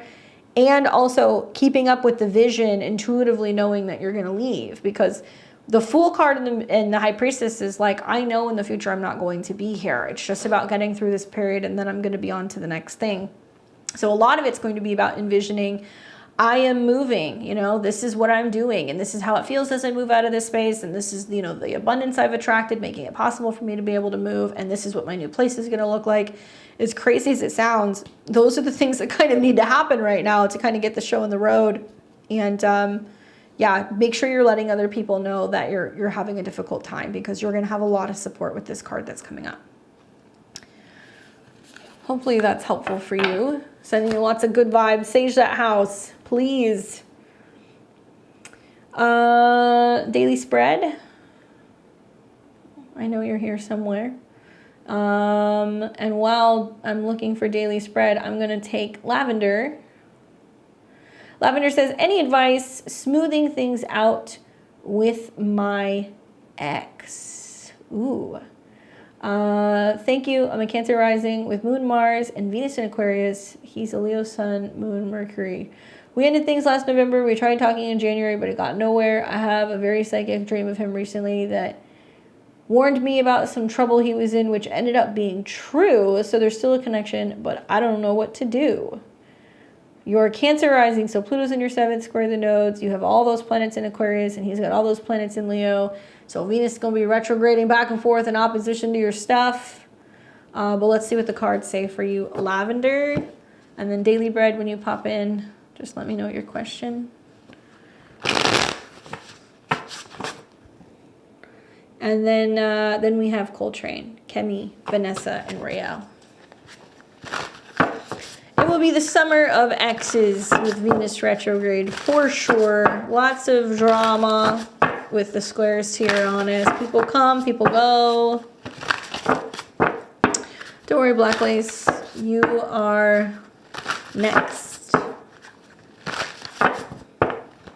All right, so is it a good idea? What's going on with Lavender and this ex? She has an internal knowing that there's some stuff going on. These are the cards that I get in this order. What? Oh my goodness, this is significant. The Empress, the Ace of Cups, the Ace of Swords. So you've got 2 aces coming up here. My goodness. Did your intuition say that you were gonna take him in and nurture him back to health? Okay, so the Empress is about nurturing, caregiving, loving, devotion. It can be about moms. It can be also about you making big decisions revolving around what you're willing to kind of let into your world, right? This is also about like divine feminine energy, and this can be also about beauty, fertility, maternal type of feelings. So I'm wondering, like, where are you at with your relationship to yourself? Are you going through a period of being like, okay, I'm taking really good care of myself, I'm feeling myself, everything's good, and then it's like record scratch, this person comes back? Are you feeling as if you're torn because you're in a good place, but at the same time there's feelings for him and you're wondering whether or not you jump in and you're like a support system? Are you thinking more about like the direction of where your life is going? Are you thinking about these types of things, like, you know, playing house, or possibly the idea of like, you know, being with somebody and having a kid? The Empress card is cool because it tells me you're solid. Like, there's no sense of you lowering your standards, right? Like that's not happening right now. And it's always when you're in a good place that the cat comes back. Okay, so I'm just going to remind you that it's generally right when you have finally let something go and you're like moving on, that the devil's going to come back and tempt you back. Believe it or not, the cards are pretty damn positive though, because you have the Ace of Cups in the center position. So this is essentially saying new opportunities for romance and relationships. Well, the reason why there's a lot of attraction there is because you guys have a lot of oppositions, and obviously there's a lot of placements in both of your charts right now that are getting activated. I think for you, it's whether or not somebody's going to go through a personal crisis and grow. And for, you know, their chart, I think a lot of it is going to be about whether or not they can figure out what it is that they want and get the show on the road. I'm torn, but I'm feeling guilty leaving him, like I'm leaving him behind.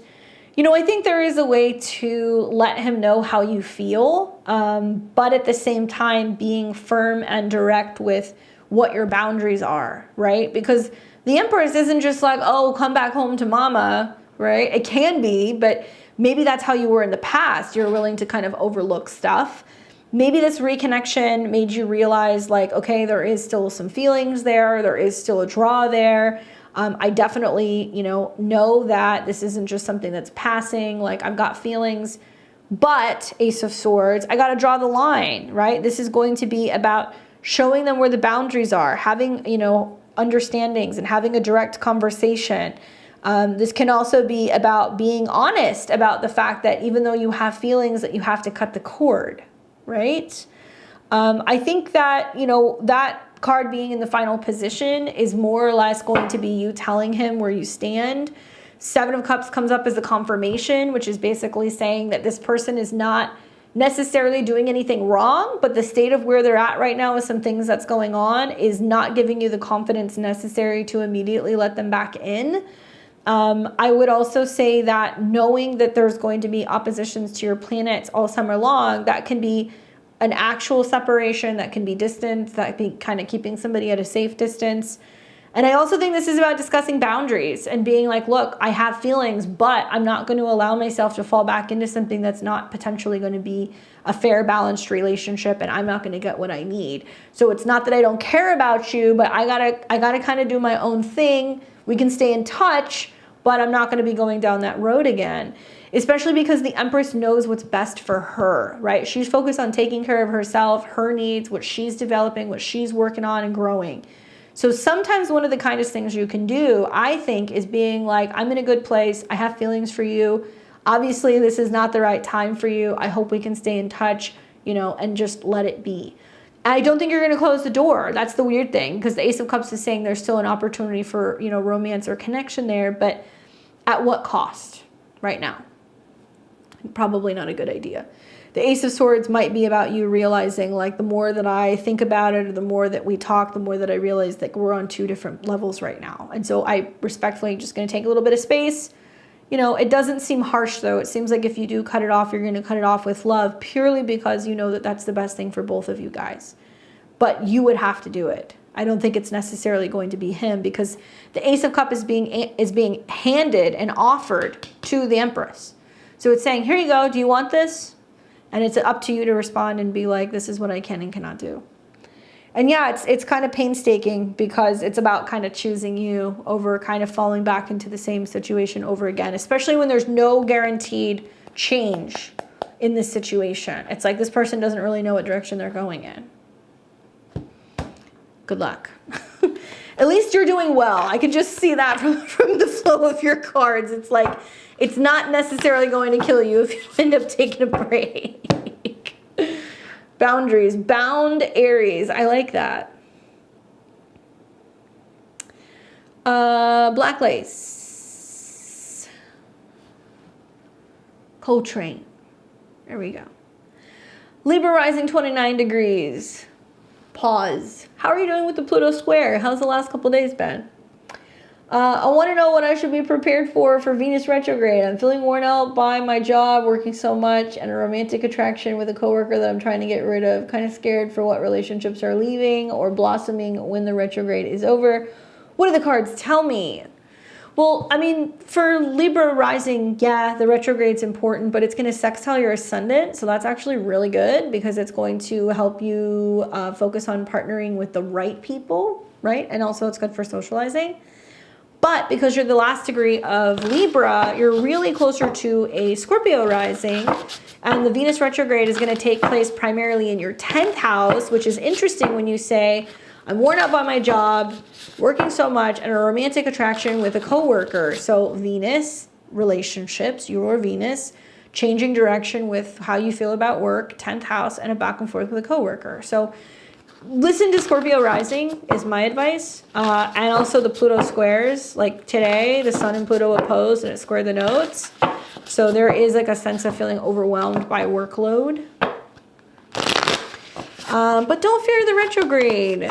Don't fear the retrograde. For Libra risings, it can be actually really good. It's like a whole, think of it as like a rebranding, right?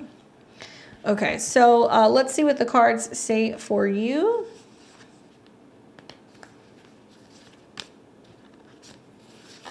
I've been so sassy the last few days, yeah, because the North and the South nodes, square and Pluto. These are the cards that I get for you. These are good cards. Queen of Wands, the Lovers, and the World card. Well, question, what sign and house is your Mars in? Because that's going to tell us a lot about your relationships. You know that the North Node is at 29 of Aries right now. It's reactivating that eclipse we had in April. For a lot of Libra risings, who are generally like super pleasant and people pleasing and like really friendly, the North Node in Aries going through the 7th house is like learning to say, no, I don't think so. I don't agree. Not right now. I'm not feeling it. So it makes sense that the Queen of Wands is kind of coming up, that you're channeling more of that energy. That's just not necessarily fed up, but like just telling people what's on your mind, like just being really straight with others. This can talk about, you know, fire signs. So Leos and Sagittarius and Aries can also play a role in this. But I definitely think for you, there's something going on where there's like a fire that's being lit under your butt right now. That's like, if you're not satisfied with something, if something doesn't feel fulfilling and you're getting ornery or you're getting anxious or snappy, it's because you feel like you're wasting your time and you're needing to kind of trim things away in your life. So the Queen of Wands can be like, I don't like this, I'm changing it. And she's literally transforming things. She has a wand, so she can choose to transform something. She can choose to grow something. She can manifest stuff. So right now it's about finding something to do with that energy. Okay, so Cancer 10th if it's Libra rising, 9th if it's Scorpio rising. No, so it's in the 10th. So you do meet partners directly through your 10th house. So the fact that you meet people at work is great. But I personally feel like until you see some more positive transits to your Mars, when, you know, the planets in Scorpio are trining it, when Jupiter or Uranus are sextiling it, when, what else? When Saturn next year is trining it, you're going to see more happen in your relationships, right? And you got the North Node going into your 6th. So there's going to be a lot of work, but it's about focusing on your routine. Like I said, fitness, action, new routines, clearing out things that aren't working for you. Like, I could definitely see the Queen of Wands is like burning some things down that is no longer fulfilling also. Now we have the Lovers card coming up in the center position, which is about passion, connection, togetherness, choosing somebody else, finding somebody who is like a match. So being that Mars rules Aries and you have eclipses going on in the ninth house now, the 7th house now, it's putting the pressure on your Mars, and you have a feminine Mars, okay? So it's like basically probably you getting a little fed up with somebody at work being like, stop being such a crybaby, or why are you being so like moody or passive? Like, why am I having to initiate things with you? So you're going to notice that there's going to be more agitation if you don't feel like partners are showing up and wanting to make moves or wanting to have some kind of commitment or trying to show that they're working on something with you. So you'll get annoyed if you're not feeling like that's taking place.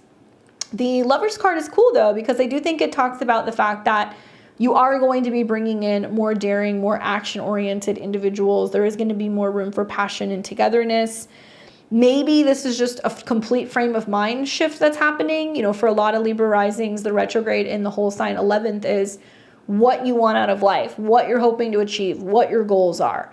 So when you take into consideration the Queen of Wands and the Lovers, it's I want action, I want fun, I want creativity, I want fulfillment, I want, you know, to have playtime. Then the Lovers card is saying we're going to bring people in that are going to give you exactly what you're asking for. But in order to receive that, you have to work with the World card, which is basically saying, are you willing to put old patterns to rest? Are you willing to let some people go? Are you willing to cut yourself a little slack? I'm not going to use the astrology to give you a pass on some bad behavior. But certainly when your chart ruler goes retrograde, you can kind of go rogue, right? Where maybe you're usually really relationship oriented and you're considering other people and you're really focused on, you know, finding balance. With that retrograde, you're going to be like, I'm going to do what I want to do. I want to go out and have fun. I want to hang out with my friends. Like, if I'm not getting what I need in this dynamic, like, I'm going to cut loose, especially in the 11th house. So I do feel like there can be opportunities if you're willing to wrap up certain things, jobs, relationships, whatever, connections, knowing that you're going to go after what is going to make you feel the most inspired or what's going to, lead to the most passion. Kind of giving you the okay with the squares to Uranus also to kind of switch things up a little bit. Start asking yourself, is this worth what I'm getting paid to be doing? You know, what else could I be doing? What other ways could I be making money? Because the 11th house is also about the money that comes from the job that you're doing. But because most of it is going to be in your 10th house, for many like late degree Libra rising, Scorpio risings, Scorpio suns, it's kind of like, am I liking what I'm doing? Is this fun anymore? If it's not, how can I go and find a way to feel re-inspired, right? So I think that might happen for you as well. But a lot of this is the Pluto squares. Pluto square your ascendant and your descendant and your midheaven. And you'll definitely see, I think, closer to the spring of next year, more relationship stuff setting up. But right now, this is like, I'm having fun, right? I've been definitely called a few people from the roster. Well, I mean, there you go, you know. You definitely got to kind of play the field a little bit right now if you have Venus in your 11th house, because it's giving you the opportunity to see like, okay, there's a pool of people that I can kind of get attention from, even if it's not something serious. And it can also help kind of boost the feeling of creativity and being able to find new ways to feel inspired and drum up other projects. Hopefully that's helpful. Those are some really great cards. Lavender says, thank you, yes, I'm doing great. The Sun-Pluto opposition today, right on my ascendant descendant. Been thinking about the connection because of that, but staying in Empress mode. I like it. All these people out here with Libra placements that aren't taking any crap from no one. Good luck, Coltrane. Okay, I got Kemi. Vanessa's back for a second serving, and Rael. Thank you guys for your patience. I appreciate it. Let me just reload this and make sure I got everybody.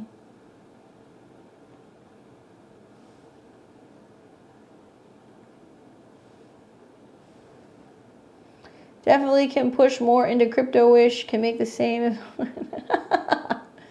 Won't say what they feel. Well, the Pluto square your ascendant and your descendant is a time where you're not going to get along with other people. That's part of the square.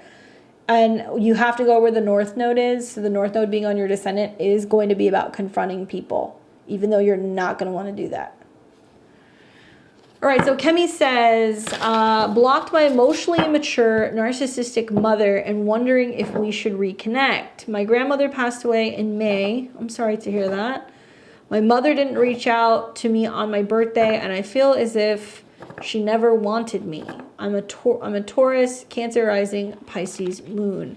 She's a Gemini, Aries rising, Aries moon. Thank you. Okay, so Cancer rising, you're going to start having eclipses in your 4th house in mid-October. And you've got Saturn on your moon. Okay, so that is part of this, feeling the heaviness of the karma in regards to relationship with mother figures.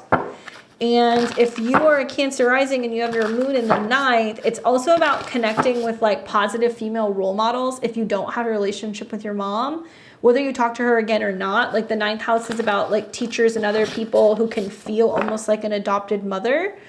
Eventually, with your moon there, your in-laws, right? 9th house, your eventual mother-in-law, unless you have one now, will be like your mom. As weird as that sounds. And you'll connect with like other women who are either older or like culturally developed, or they talk like women who have like talked about having relationship issues with their mom, and like they will almost like mentor you in a way. So I wonder if you would benefit by like maybe looking into like books or programs or things where there's authors who talk about, you know, having issues with narcissistic moms. And I'm sorry to hear about your grandmother and her not calling you. That's a bummer. So let's see if you should reconnect.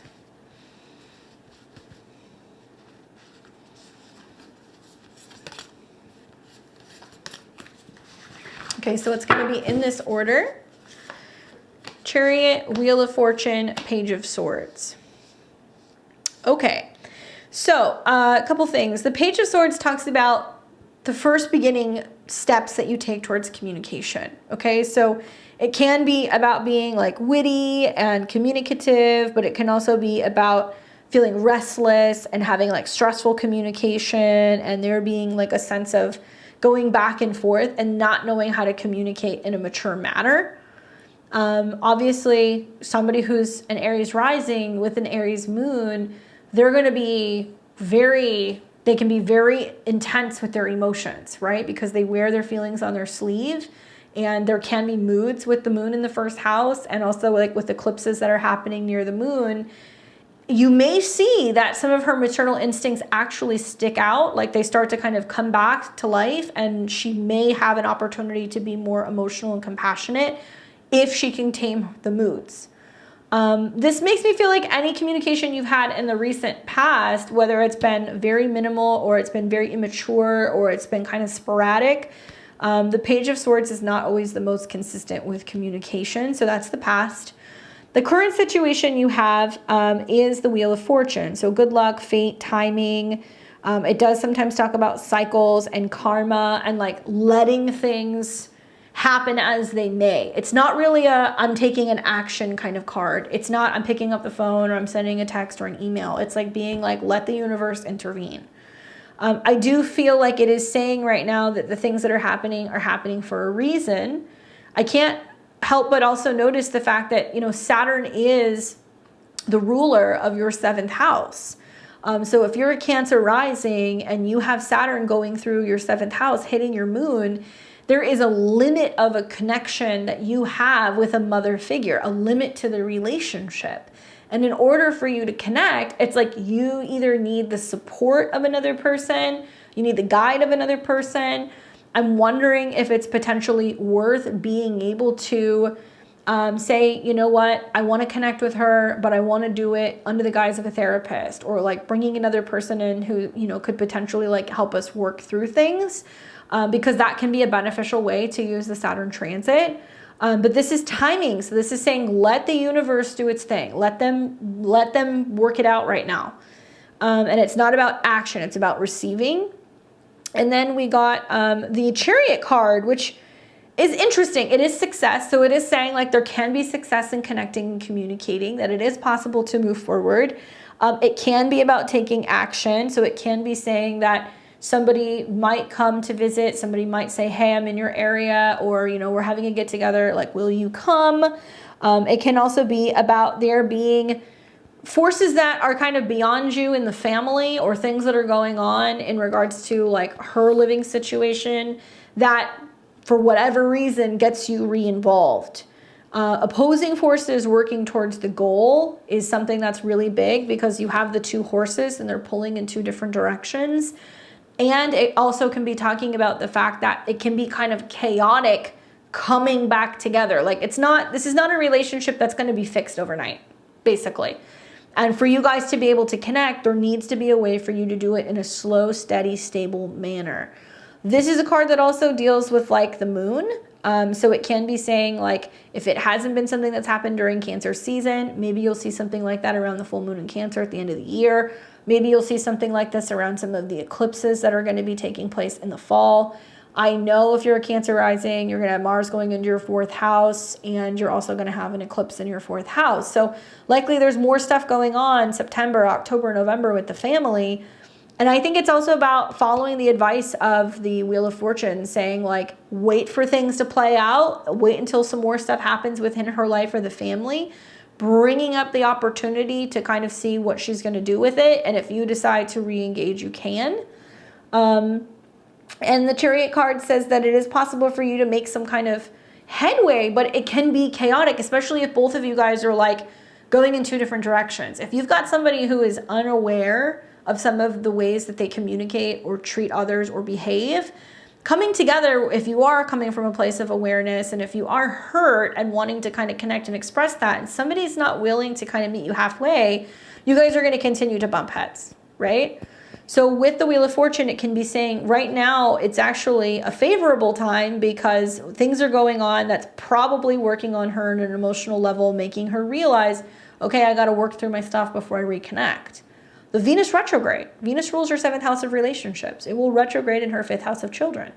So Venus can be about a daughter. Let the Venus retrograde do its thing. It's going to trine her moon. If she's in a situation where she starts reflecting on that and realizes she wants to connect, then she can open that door and you guys can talk. But personally, I think that we need to kind of see her take some action that's not going to be reactionary, and something that's going to be more compassionate and more considerate of somebody other than herself. And if you start to see her taking those steps, yeah, you can open that door, right?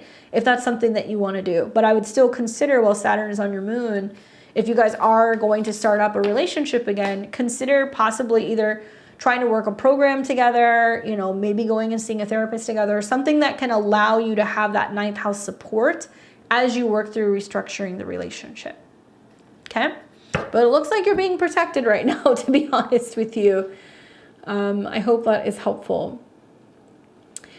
Vanessa says, hi again, thought of another question. I want to check on me. How is the company around me, family, friends? Are they good in my life? Just wanting to make sure nobody is sending me ill will or negative energy, because sometimes I feel really off. Fight with my kiddo, etc. Thank you again. You got it. So let's take a look and make sure that everybody around Vanessa is good. And then Rael, you are next. Thank you for being so patient.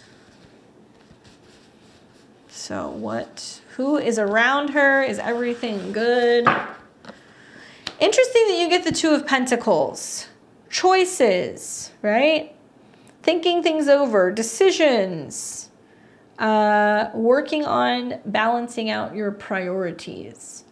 I don't see this as anything, the things that are around you are bad. This is more kind of like, you're reevaluating who is bringing balance into my life, who is supporting me, where is there an even exchange, you know, are the scales getting too tipped to, I'm working too much, I'm worrying about my daughter too much, I'm not seeing my friends enough, I'm doing too much for myself. There's something kind of going on here where I think it's about finding the relationships that you can bring in that are going to add value to your life, right? Because there is a sense of weighing these out.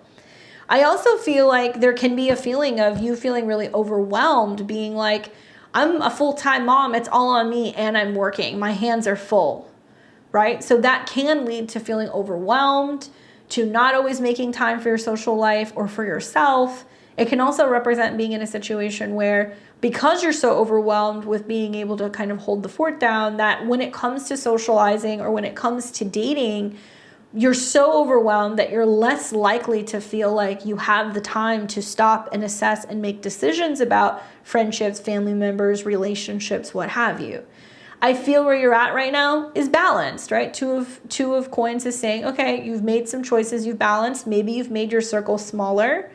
Maybe you've cut some people out because you kind of felt like, okay, it's not really working for me. And even if it made your dating pool smaller or your friendships, you know, less in numbers, or maybe like less time for some of these people that you've been kind of casually dating, you feel more solid when you're like, okay, I don't have to worry about people that are going to kind of be going back and forth and giving me a hard time. So things can actually feel kind of quiet right now, to be honest with you, that you might feel like you have very limited numbers of people that you keep close by, but that actually can be a positive thing because you don't have people that are coming in and kind of rocking the boat. So I don't think there's anything bad. I do think that there is a sense of assessing, waiting and seeing, like reevaluating certain people at the moment. And you're going to start seeing with some of the transits that are going on through your 10th house that there's more focus on like, who am I out in the world, right? 10th house Aries, just me. What about me? What am I doing?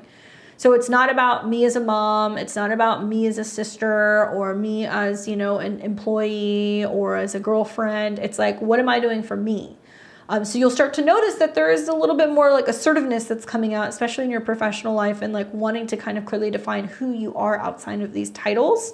Not that other people aren't important, but you're going to be very driven to make decisions where you're feeling like you're in the driver's seat. You're going to become, you know, more assertive about the direction of where your life is going. So you're going to want people who are going to support that, right? Not people who are going to kind of hold you back.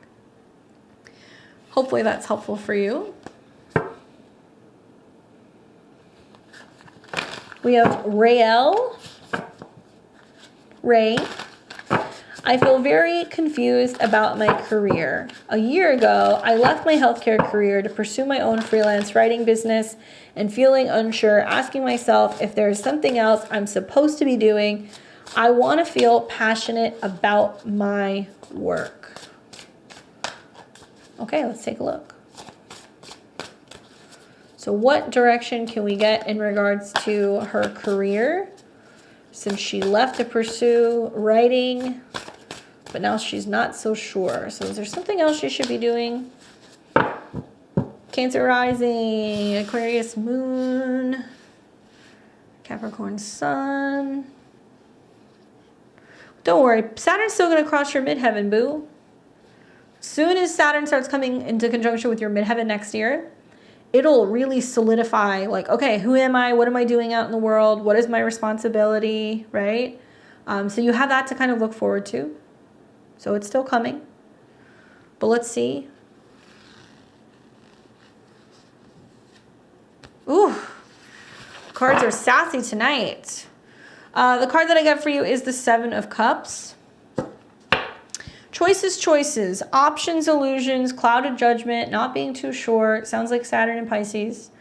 Intuitively, I kind of feel like this is more about leaving room for inspiration. It's about kind of feeling like, you know, okay, you can be going through a period of being like, you know, I need a little bit of a break. Maybe I'm pushing the creative juices too hard. Maybe I'm putting too much pressure on myself to show up and like produce something.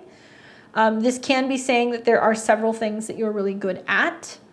I feel personally like when Saturn crosses an angle in a chart and you'll have it on and off next year, it's a very big time. It's a huge turning point. I think it's also going to be about really figuring out your audience. Obviously, if you have like an 8th house Aquarius moon, you might be into stuff that's like futuristic or kind of like taboo or spiritual or things that are like more sci-fi. Stuff that's going to be basically like fiction of some kind. So you should have something that you're really interested in. And I'm thinking like, you know, especially as transits are going to be taking place with eclipses in your 10th house, you're in a building period for your career. But I think also if we think about whole sign, you know, Cancer rising, Saturn is moving through technically your 9th house. So it's about learning more about publishing and timelines and agents or how you market yourself. It's about trying to focus on getting something published. It's about trying to get your name out there and like telling a story and being able to kind of get the storyline kind of in play if that's something that you're going to be publishing. I also wonder, you know, as a freelance artist, are you going to be representing or collaborating with other people and helping other people tell their stories, right? Because you're really creative. Like the Seven of Cups is like somebody who's very visual and they can do all of these different things. So maybe it's not just about writing for you, maybe it's about how you're helping other people as well. So you can open up like several different potential opportunities for ways that you can bring work in. Now, the confirmation card that I got for you is the Empress. So that's basically saying like something's cooking, something is brewing that has yet to kind of become visible. Oftentimes with the Saturn in the whole sign 9th transit, you know, a mentor shows up, a teacher shows up, we take some kind of program, we get a certification, we feel more so capable, right, of being able to see the bigger picture of what our potential job is about to become. So there's like an initiation or a training. For the Empress to be coming up, I'm wondering if this is going to be about you connecting with someone, or I'm wondering if this is going to be you, that you're going through a period of like rebirth and like redefining who you are and really owning the fact that you're like, hey, this is what I'm supposed to be doing. I'm supposed to be doing something creative, and I'm really focusing on nurturing and really giving time and space for this particular thing to develop, so that way it can be something I can stick with for the long run. It doesn't matter if you're, you know, in your mid-20s or if you're in your 60s. A Saturn transit through the 10th house is going to redefine who you are. So don't get discouraged before Saturn gets there. I would be really focusing on January, February, March of 2024, especially because this is a card that deals with March and the springtime for when something is coming to fruition. So make that the goal, to be like, I need to be having something that's generating, you know, more money, or be seeing that I have something physical to show for this time that I've been taking by then. And maybe like working with other creative female entrepreneurs, or maybe collaborating with like another person, or like working with women and like helping them tell their stories might bring some peace from you feeling like you have to drum up, you know, ideas, but also it's going to give you opportunities to further explore, I think, some of this Saturn transit and kind of figure out how you want to go about being able to do some of this writing work, right? But it does have to be something that you feel like you really love and that you're nurturing. I get that. Pisces, right? But remember, Saturn in Pisces is teaching us we have to believe it before we see it. So before you start freaking out about, oh, am I going to be a writer, and is this going to work, and what am I going to do? I left my job. I want you to sit down and visualize every single day what your life looks like working as a professional freelance writer, and what your desk looks like, what your schedule looks like, the kind of people you're meeting with, the kind of projects you're pitching, the things that you're working on and that you're doing. I want you to spend 5-10 minutes a day, every day, doing that. If you start doing that first, then when Saturn shows up into your 10th, you're going to realize that's become a reality. But it's only when you set that intention revolving around, okay, this is going to be my life and this is how I'm going to feel, Pisces, it'll start to kind of manifest, and you'll get out of this funk, you'll get out of this cloud that you've been in with the Seven of Cups, where doubt is coming in and fear is coming in, and you know maybe you're feeling a little blocked or a little stagnant. That'll all start to clear. So focus on having something physical, right, of value by about March of next year. Good luck. I hope that's helpful. Obviously, working for yourself is it's not easy. It's hard. You definitely work harder for yourself than you ever do working for another person. So once you get over the hump of consistency and figuring out like a schedule, it's the most fulfilling thing like ever, not having to answer to somebody else, and also being able to do something creative that you're passionate about. So keep going, sending you good vibes. I hope that was helpful. To those of you guys who have not already, please give me a thumbs up before we end the stream, so we can let everybody know that we hung out and had an awesome Friday. And I'm sure somebody will watch the playback and they will be like, where's my reading? But if you're watching this, this is no longer live. So you will get a message from me. Don't worry about that. Sunday, we're going to have astro weather. I'm going to talk to you guys all about Venus retrograde conjunct Mercury and why that means we're all going to hear from the past in some capacity. This Pluto square is going to keep on keeping on. Make sure you guys watch the channel this next week, because we are going to be having horoscopes for August coming out. We're going to be talking about some of the other transits that are going to be going on with Venus, and maybe a little bit more on this Pluto square. I don't know. We'll see. Thank you guys so much for watching, liking, sharing, and subscribing. Please make sure you're subscribed to the channel. And we'll be back next week. We're going to be doing astrology readings. If you like my content, you like my style of reading, check out my links below. You can find my website and book a one-on-one. I teach tarot, I teach astrology. I've got a new candle line, all kinds of extra goodies on the channel, on the website. So if you guys want to check that out, check it out at beyondtheveiledtarot.com. Otherwise, thanks again. Enjoy the rest of your guys' weekend, and I will see you back here on Sunday. Take care.